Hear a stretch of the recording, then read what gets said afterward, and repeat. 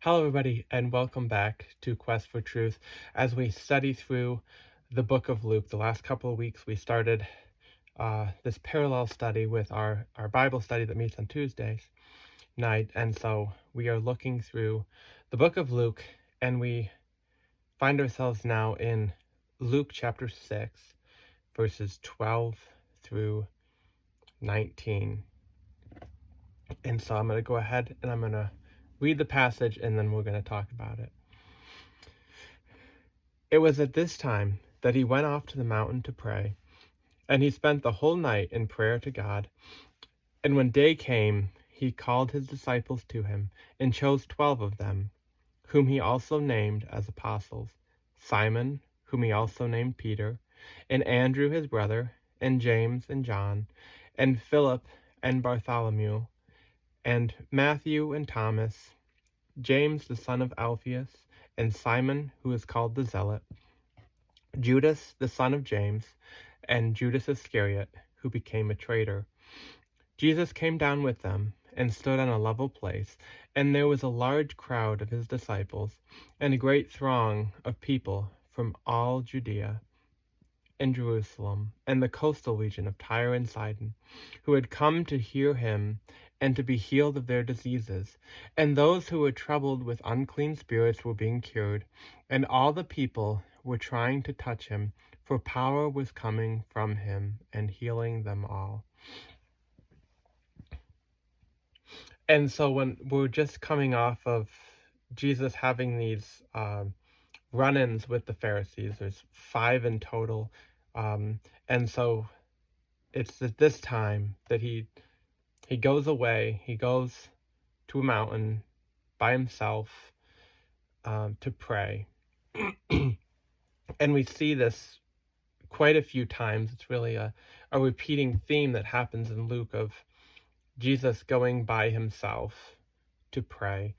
And it really shows us the importance of prayer. I mean, Jesus, being the Son of God, went to pray to his Father in heaven, and so how important that was to him, and it should also be to us.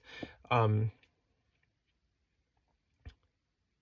it kind of gives us a specific reason as to why he went to pray, and that is because he had this task before him of choosing these 12 apostles from all of the disciples that followed him. And so as he has this group of disciples, and he kind of brings them forward, and from that group he chooses the 12. And let's take a minute here to talk about this list. Throughout the Gospels and in the book of Acts, there's a little bit of a different couple that come into play. And they're generally quite explainable as to the differences between these lists. So for example, Matthew and Mark have the name Thaddeus in there, whereas Luke has Judas, who's the son of James. And so most scholars think that that is the same person, that because of the kind of connotation that comes along with the name Judas being from Judas Iscariot, that Matthew and Mark kind of used his other name. Most people at this time had different names, which, I mean, we still do at this point, and a first name, a last name. Some people go by their middle names as well, or different kind of names, but normally it's because of the language difference. And so, another example of that would be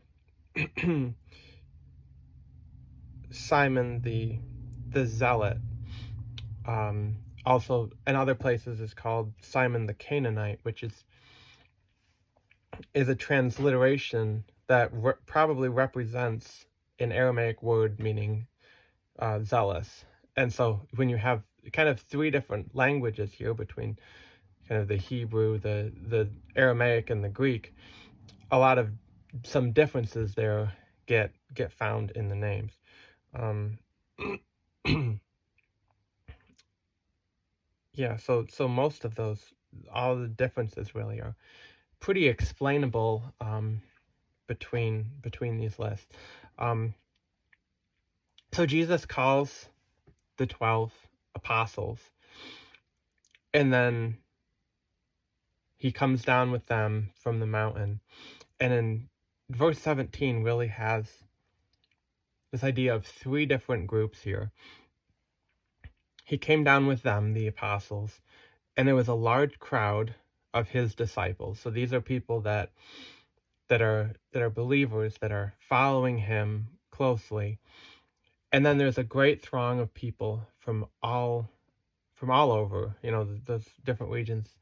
But these are people that are looking to him to hear what he has to say and to be healed by them, but they're not necessarily believers. They're just the large crowd of people that want to be healed. And the power of God was in Jesus Christ and was healing all of these people. And I think it says something interesting that Jesus calls the apostles to him, and he surrounds himself with these guys that he's really training to be the leaders in the church after he's crucified. And then right after that, he goes to dealing with the needs of the people, and he's teaching them how to meet people's needs. And we see this, going forward briefly. Especially Luke chapter 9, you have the ministry of the 12, where Jesus sends out the 12 apostles to heal and to proclaim the kingdom of God. And then even when you think about the feeding of the 5,000, which right follows that, when Jesus says, the disciples come to him and say, "Send them away, we don't have any food." And Jesus says to them, "Well, you give them something to eat." And Jesus knew what he was going to do, but he was using he even used the disciples to disperse the food. But that idea of give them what they need is there. And then even going into, as I kind of talked about, going into Acts, you have the 11 minus Judas Iscariot leading the church, being preaching and teaching the church and growing the church, and so being prominent figures in the church. And so Jesus starts here by calling them, and throughout the gospel you really see a lot of the equipping of these men, these average men, ordinary men, to be spiritual leaders in the church. And so Jesus's prayer, to God before this happens is really just demonstrates how important, monumentous this moment is of calling these guys who are going to, in the name of Jesus, lead this church, and then really disciple people and bring other leaders forward that are going to lead the church out of the apostolic age and continue this leadership for thousands of years to come. And so really I think that there are really three big applications that come out of this passage. And the first, like we've talked about quite a bit, and that is prayer. Prayer should precede these big decisions, these big things that come up in our lives, as well as the small things. There's not something that's too small or too big to take to God. But prayer should precede these decisions. I think oftentimes we kind of, whether we forget or whether we, just don't, we kind of miss that, and we start just making even big decisions on our own. And so I think this is a great application of remembering that Jesus prayed to God when he had to make, when he came into big decisions and big, like, times of crisis in his life, to just take those things to God and let him give wisdom and allow him to work in your life in order to bring about the best possible outcome in that situation. Now, one of the other applications here is when we look in verse 17, like I noted, you have these three groups, right? You have the large group, the masses of people who are coming for different reasons, some to hear what Jesus had to say, some to be healed, some because they were looking for something, maybe some because there was someone popular speaking and they just wanted to kind of have something to do and to be with, the people there. And so all these different motives of this large group of people. Then you have a smaller but still quite large group of people, which is the disciples, the people following God, the people who believe in him as the Messiah and are following him. And then you have the smaller group of people who are the apostles that Jesus calls, that he surrounds himself with, and to in his case, he's teaching them, he's building them up so that they can lead the church. And I think that speaks really largely of who do we surround ourselves with? Are we surrounded by the crowd who kind of follows the whims of, the masses kind of thing? Or are we surrounding ourselves with a group of Christians that are that we can remain somewhat nameless and faceless, to not be really recognized? Or are we surrounding ourselves by a smaller group of Christians? Not that that's wrong to be in, a larger group in a church, especially, that's good, but to really surround ourselves by a small group of people that know your name, that know your face, and that can speak into your life, and that can call you out when you're doing something that's not right, and that can just speak into your life in that kind of way.